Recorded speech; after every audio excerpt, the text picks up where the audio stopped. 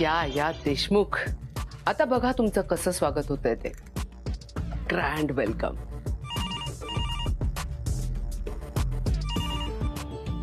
Hello. सांगितलेलं लक्षात आहे ना? हो मॅडम. ते आता गेटवर येतील. अडव त्यांना. सरळ सांग घरात कोणीच नाहीये. फोन करू नका. सांग ऑफिसमध्ये महत्वाची मीटिंग चालू आहे म्हणून. हो हो. काहीही करून त्यांना आत येऊ देऊ नकोस. त्यांच्याशी भांड, त्यांचा अपमान कर, पण ते लोक आतमध्ये आले नाही पाहिजेत. कळलं? हो हो मॅडम, तुम्ही काळजी करू नका. गुड.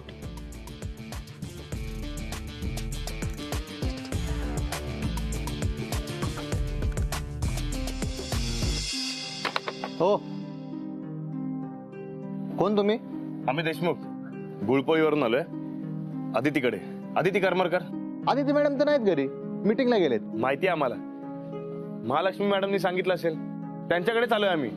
नाही, तसं काही सांगितलं नाही. बरं, ते आहेत का घरी? नाही, त्या ऑफिसला गेलेत. मीटिंग आहे त्यांची. बरं ठीक आहे. आम्ही आतमध्ये बसून वाट बघू शकतो का? नाही नाही, तुम्हाला असं आत नाही सोडता येणार. पण असं कसं नाही सोडणार? हो, आमच्या बरोबर वयस्कर माणसं आहेत, लहान मुलं आहेत, त्यांना का असं रस्त्यावर उभं करणार का? मग मी काय करू साहेब? मी इथे नोकरी करतो. इथे सगळी श्रीमंत लोक राहतात. सिक्युरिटी नावाची काही गोष्ट असते का नाही? हा, तुम्ही असं गावाकडून बस घेऊन येणार आणि आम्ही काय आत सोडायचं का? साहेब एक मिनिट या इकडे. असं हो साहेब, या इथं उभे राहा. इथे या ना असे सर. हा, हो काय करताय तुम्ही? हो काय करताय? हे बघा, आदिती मॅडम आणि महालक्ष्मी मॅडम जोपर्यंत येत नाही ना, तोपर्यंत काही मी तुम्हाला आत सोडू शकत नाही. हा, आणि असं गेट समोर नका उभे राहू. बरं, थोडं बाजूला उभे राहा. कुठून आलेत काय माहिती? कुठून आलो म्हणजे? त्यांनीच आम्हाला इथे बोलवलंय. आणि तुम्हाला माहित नसेल ना, तर माणूस म्हणून तरी नीट बोला. हो, मी का बोलत बसू तुमच्याशी? हे बघा, मी माझं काम करतोय. खूप येतात असे तुमच्यासारखे श्रीमंत लोकांच्या बंगल्यात ही ती ओळख दाखवून त्यांना लुबाडायला. काय बोलताय तुम्ही? कुणाशी बोलताय कळताय का? आमच्या गावात कुणालाही मदतीची गरज लागली तर आमचे तात्या आमच्या घरातले पुढचा मागचा विचार न करता मदतीला धावून जातात. आणि आम्हाला तुम्ही लुबाडणारे म्हणताय? आम्ही इमानदारीने कष्ट करतो आणि इमानदारीने खातो. हाडाचे शेतकरी आहोत आम्ही.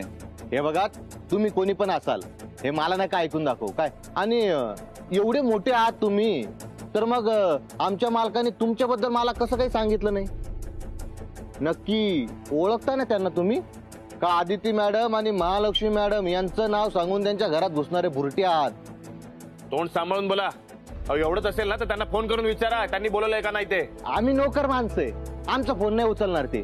तुम्ही मोठी माणसं, तुम्ही त्यांना चांगलं ओळखता. मग तुम्हीच लावा ना फोन.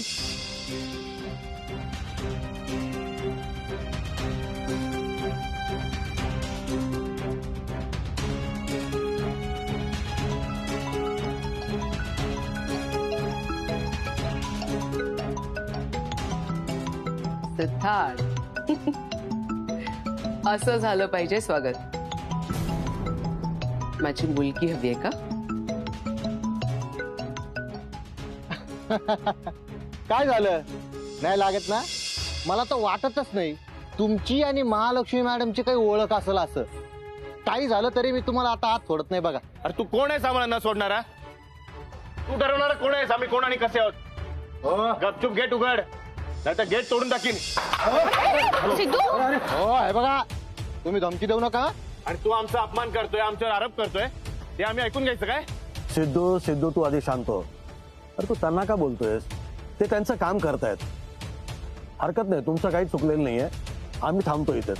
हो, पण आपण का थांबायचं? आणि तुम्ही का थांबवताय? ते काय नाही, हा असं ऐकणार नाही. सिद्धू, खबरदार, हात उचलशील तर बोलणार नाही कधी तुझ्याशी. अरे मारामारी करून प्रश्न मिटतील का वाढतील रे? तू त्याला मारलं, त्याला काही झालं तर तुझाच त्रास वाढणार आहे ना? मला त्रास झाला तरी चालेल, पण माझ्या घरच्यांना झालेला त्रास मी सहन करून घेणार नाही.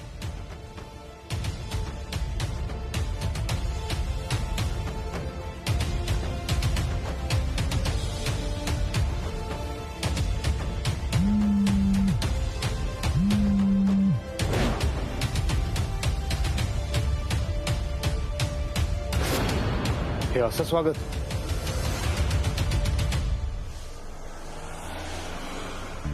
अमिता दीदी, आपण जर या प्लॅन नुसार गेलो तर तुमच्या मॉलमध्ये नक्कीच प्रॉफिट होऊ शकतो आणि त्याचा आपल्याला इतर बिझनेसला सुद्धा फायदा होऊ शकतो. अरे dad, mister Milind, welcome. Mister Mehta, I am sorry, I am disturbing you, but मला अदितीशी महत्वाचं बोलायचंय, सो कॅन आय? अरे of course. Aditi please yes. Please बेटा. डॅड, काय झालं? तुझं बाहेर का बोलावलंस? बेटा तू का मीटिंग अटेंड करतेस? मॉमला दुसरी मीटिंग अटेंड करायची होती आणि तू सुद्धा बिझी होतास. तू काय ऐकलंस तिचं? ऍटलिस्ट मला एक फोन करायचा ना. बघ तुला माहितीये ना, सिद्धार्थची फॅमिली फर्स्ट टाइम आपल्याकडे येते. आय नो मला कळतंय. ही मीटिंग संपली की मी लगेच निघणार आहे. तिथे बेटा, अगं देशमुख फॅमिली सगळी पोहोचली तिथे. काय? हो.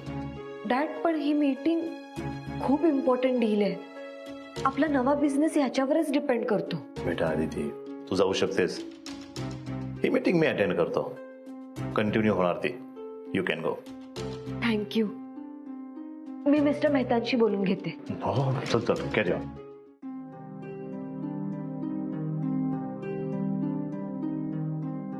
Mister Mehta, I am extremely sorry, पण मला एका अर्जंट कामासाठी निघावं लागेल. मिस अदिती, अहो मी तुम्हाला आधीच सांगितलं होतं, मीटिंग जर पूर्ण होणार नसेल तर आपण हे डील कॅन्सल करूया. मिस्टर मेहता, डोंट वरी, मी आलोय ना आता. किंवा ही मीटिंग मी पुढे अटेंड करणार. तुम्ही स्वतः जर ही मीटिंग अटेंड करत असाल तर मग काही प्रॉब्लेमच नाहीये. मिस अदिती, तुम्ही जाऊ शकता. Thank you dad. लवकर जा. हो. या महालक्ष्मीला तोंडावर पाडणारे मी. हे लग्न हो किंवा न हो, काहीही झालं तरी मी माझ्या आदितीच्या नजरेतून पडणार नाहीये.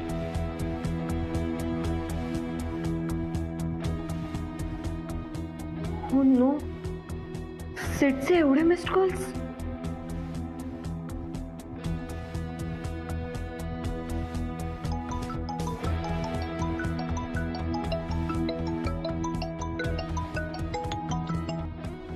कुठे आहेस तू? सिड, मी सांगितलं होतं ना तुला, मला एक मीटिंग अटेंड करायची आहे. तुम्हाला हे पण सांगितलं होतं की तुझ्या मॉमने सगळी सोय केली आहे म्हणून. इथे साधा तुमचा वॉचमॅन आम्हाला आत पण घेत नाहीये. काय? तो भांडतोय आमच्या बरोबर, संशय घेतोय आमच्यावर, म्हणतोय खोटी ओळख दाखवून तुम्ही इथे लुबाडायला आलायत. काय? तू फोन दे त्याला. हे बघ, मला त्याचं तोंड पण बघायचं नाहीये. त्यापेक्षा तू इथे लवकर ये. अगं अदिती, तात्या बयोची पासून सगळे इथे रस्त्यावर उभे आहेत ग. एवढे प्रवास करून आले, थकलेत सगळे, आणि इथे येऊन हे सगळं. हे बघ अदिती, माझ्या घरच्यांना त्रास जायला मी सहन करू शकत नाही. सिड, खरंच सॉरी, पण मला काही कळतच नाहीये. मॉम तर म्हणाली होती. बरं, मी विचारते तिला, थांब. मी तुझ्या मॉमला फोन केला होता, त्या फोन उचलत नाहीयेत. आणि हो, मोठ्या बाईने सुद्धा सुरेखा मावशींना फोन केला होता, त्याही फोन उचलत नाहीयेत. मॉम तर एक मीटिंग अटेंड करणार होती, ती मीटिंग मध्येच असेल, पण सुरेखा मावशी सुद्धा फोन उचलत नाहीये. सिड, आय एम एक्स्ट्रीमली सॉरी, मी लगेच निघते इथनं. तू लवकर आहे, सगळे वाट बघतायत. आणि हो, एवढं सगळं होऊन सुद्धा कोणी काही तक्रार करत नाहीये. फक्त तात्यांमुळे सगळे शांत आहेत. तात्यांना फोन दे ना सिड, मला त्यांना आत्ताच सॉरी म्हणायचंय. बर तात्या, इकडे या ना जरा. का रे? आदितीचा फोन आहे, तिला तुमच्याशी बोलायचं. बर.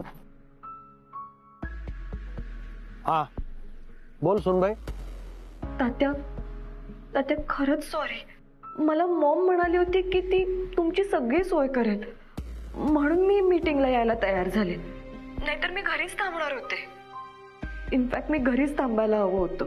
एवढं कळत होतं ना तुला, मग गेलीसच का तू? ते काही नाही, आम्ही आत्ताच्या आता परत निघालोय गुळपोळीला. तात्या प्लीज असं नका करू. आता काहीही ऐकायचं नाही मला. आम्ही जसे आलो ना तसं परत निघालोय. तात्या. आणि पुन्हा येऊ ना तेव्हा वरात घेऊनच येऊ. तात्या प्लीज असं नका करू. अगं वरात घेऊन येतो म्हणालो मी. तात्या. अगं गंमत करत होतो मी. तुझा काहीतरी महत्वाचं काम असेल म्हणूनच गेली असशील ना तू. तात्या पण मॉम कुठे राहिली काय माहित. तिने सांगितलं असणार तुम्ही येणार आहात ते, पण तरी सुद्धा. अगं मुद्दाम कोण कशाला करेल असं त्रास द्यायला. अडकले असतील कामात, राहिलं असेल सांगायचं. पण तुम्हाला त्रास होतोय त्याचं काय. सिडने सांगितलं मला सगळं. तात्या खरंच सॉरी. सुनबाई सुनबाई सुनबाई, अगं तू शांत हो, वाईट वाटून घेऊ नकोस. हे आमचा सिद्धू आहे ना, हा जरा चिडका आहे, पटकन चिडून जातो. तू काळजी करू नकोस, आम्ही सगळे व्यवस्थित आहोत. तुझं काम आटोप आणि ये. मी लगेच निघते. सावकाश ये, घाई करू नकोस. सिद्धूला देतो फोन. आणि काय रे गधड्या, तिला एवढं काळजीत कशासाठी टाकलेस तू? हा, रडायला लागली ना ते. बोल तिच्याशी जरा. काय हा आदिती. सिड मी लगेच येते तिथे. तोपर्यंत सगळ्यांची प्लीज काळजी घे. आदिती तू रडू नकोस, शांत हो, अजिबात टेन्शन घेऊ नकोस. आम्ही थांबलो इथे आणि सावकाश आहे. हो, बाय.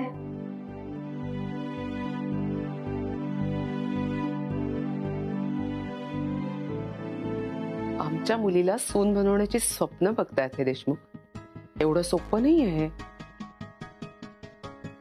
आणि मी तर हे लग्न मोडेपर्यंत स्वस्थ बसणार नाहीये. इथे मी स्वतः डिवोर्स घेतेय, तर हे लग्न मोडायला आता फार अवकाश नाहीये. मॅडम. बोल. मॅडम माझा फोन द्या ना, विहीणबाई फोन करत होते. कोण विणबाई? त्या सिद्धार्थच्या आईला तू विणबाई म्हणतेस? कोणत्या हक्काने? तो हक्क माझा आहे आणि मी तर अजून त्यांच्याशी कोणतंच नातं जोडलेलं नाहीये. सिद्धार्थ आणि अदितीचं लग्नही व्हायचंय अजून. पण मला वाटतंय इतका त्रास सहन करून ते स्वतःच आता हे लग्न मोडतील. मॅडम खूप वेळ झाला, ती माणसं कधीची दारात उभी आहे. तुला का पुळका येतो एवढा त्यांचा? तुला पगार कोण देतं ग? मी सांगेन तेवढंच ऐकायचं. ते लोक इथे आल्यावर एक अक्षर जरी बोललीस ना, किंवा सिद्धार्थ आणि अदितीला यातली एकही गोष्ट कळली तरी तुला भीक मागायची पाळी आणेल. चल निघ. Madam phone. एकदा सांगितलेलं कळत नाही का तुला? चल निघ.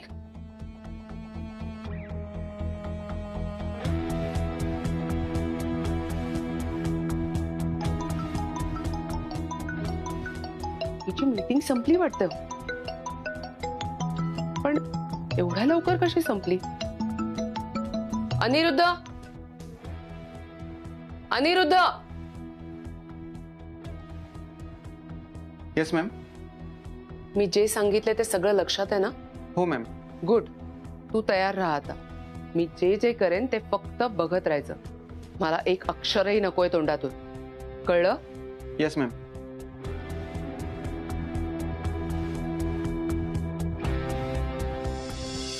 हा आला आला, हे बघा आला आपला सामानाचा टेम्पो आला. काय रे एवढा वेळ? हा, टेम्पो पण अडकला होता काय तिकडे? अरे नाही आप्पा, मीच त्याला सांगितलं होतं तू आरामात ये म्हणून. हा, त्याला मी म्हटलं होतं आम्ही गेट जवळ आलो ना की मी तुला फोन करतो, आणि मी फोन केला की तू लगेच ये. बघा तो लगेच आला. अहो एवढं सगळं सामान ठेवायचं कुठे? ताई अहो ठेवायचं कुठे म्हणजे काय?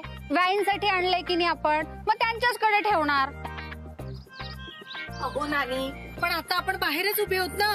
मग अरे हो, हे तर माझ्या लक्षातच नाही आलं. मग आता? अरे थांबा थांबा, ऐका जरा. जोपर्यंत आदिती येत नाही तोपर्यंत हे सामान गाडीतच राहू द्या, उतरवू नका. अहो पण मला दुसरीकडे ऑर्डर आहे. हे बघा तुम्ही थोडा वेळ थांबा, पाहिजे तर तुम्हाला पैसे वाढवून देतो मी. मी सांगून आलोय त्यांना, आधीच उशीर झालाय मला, जाऊ द्या मला. सिद्धू, अरे आधीच आपण बाहेर उभे आहोत, जाणार येणार बघतायत आपल्याकडे. त्यातून हे एवढं सामान बाहेर काढलं म्हणजे काय वाटेल सगळ्यांना? घरदार विकलं आणि आले रस्त्यावर. अरे थांब, थांबा सगळे, शांत व्हा. अरे त्याला जायचंय तर जाऊ द्या ना, आपल्यामुळे त्याला त्रास कशासाठी? सामान उतरवून घ्या आणि जाऊ द्या त्याला. तात्या कसं दिसेल ते? आधीच आपण इकडे असे उभे आहोत आणि त्यात हे सामान, बरोबर नाही वाटणार ते. सिद्धू, अरे आपल्याकडे आता दुसरा काही पर्याय आहे का? मी तुम्हाला सांगितलं ना, अडचणीकडे अडचण म्हणून न बघता एक अनुभव म्हणून बघा. मी आता तुम्हाला एक सुंदर अनुभव देणार आहे. तुम्ही सामान उतरवून घ्या, आलोच मी. हो तात्या, एकटेच कुठे चाललात? अरे इथेच आहे, कुठे नाही जात, काळजी नका करू. ए चला रे, आपण सामान उतरू. चला चला चला चल रे. चला चला.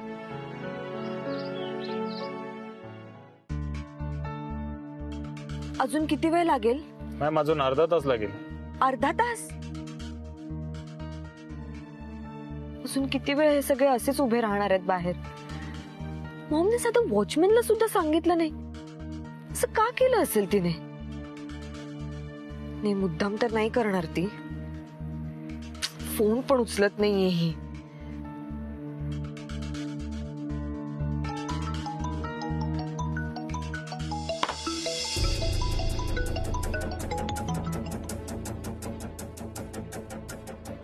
बोल बेटा.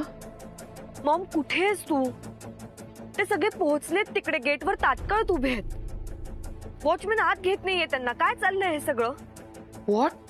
ओ माय गॉड, हे सगळे गेटवर उभे आहेत. पण बेटा मी तर सांगून गेले होते. मग बाहेर काय आहेत ते? बेटा मी खरंच सगळी सोय करून गेले होते ग, पण कळतच नाही हा गोंधळ कसा झालाय ते. यू जस्ट काम डाऊन. मी पोचतेच आहे तिकडे. मी बघते. हा, बाय.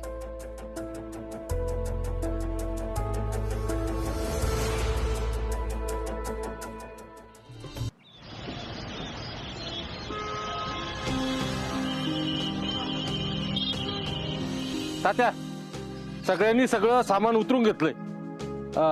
पण तुम्ही कुठे गेले होते? सांगतो सांगतो. अरे कुठे राहिले, या.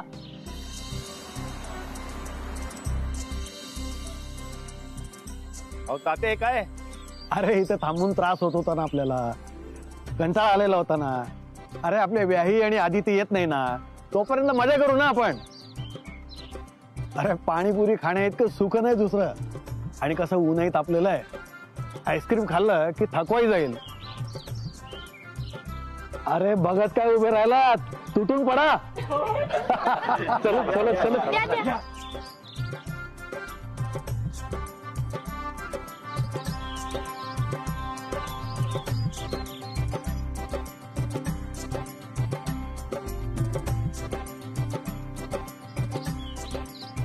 अरे सिद्धू, अरे तू काय करतोय इकडे?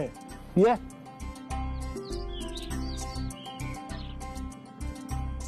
तात्या, मानलं तुम्हाला. कुठल्याही प्रसंगात कसं आनंदी राहायचं हे तुमच्याकडनं शिकलं पाहिजे. त्यात तसं काही नसतं रे, फक्त आपल्याला नेहमी आनंदी राहता आलं पाहिजे. मी एकदा वारीला गेलो होतो. तिथे एक बुवा होते, अनेक वर्ष वारी करणारे. त्या उन्हामुळे मी एकदा तापलेलो होतो, असा त्रासलेलो होतो, अशी माझी चिडचिड होत होते. त्यावेळेला त्या बुवांनी मला असं सांगितलं की ज्यावेळेला तुम्हाला असं ताप होत असेल ना, त्यावेळेला तुम्ही असं सूर्याकडे बघून त्याला म्हणा की अरे देवा, तुझ्या उन्हामुळे मला खूप सुख मिळतंय. आणि थोड्या वेळाने विठ्ठल बरसला. दिवे घाटामध्ये धुवाधार पाऊस आला आणि त्या पावसामध्ये सगळा शेण धुवून निघाला. काय असतं माहितीये का, आयुष्यामध्ये आपल्याला आनंद शोधता आला पाहिजे. कितीही त्रास होत असेल ना, तर आपण आपल्या मनाला समजून सांगायचं की मला अजिबात त्रास होत नाही, मी अतिशय सुखात आहे, सगळं व्यवस्थित होतं बघ. चल पाणीपुरी खायला. संपून जाईल बरं का. ये.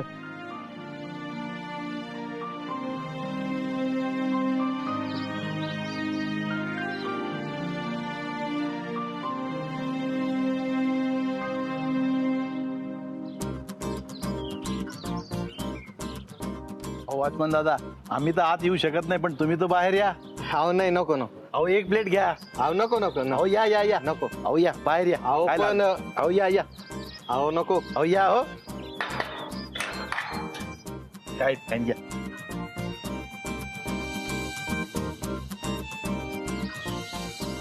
मामू एक प्लेट बनाव.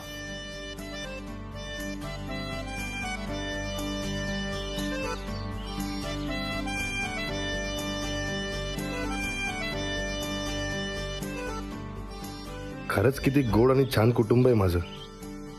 प्रत्येक क्षण भरभरून जगतात. खरंच खूप कठीण होणार आहे या सगळ्यांना सोडून अमेरिकेत जाणं.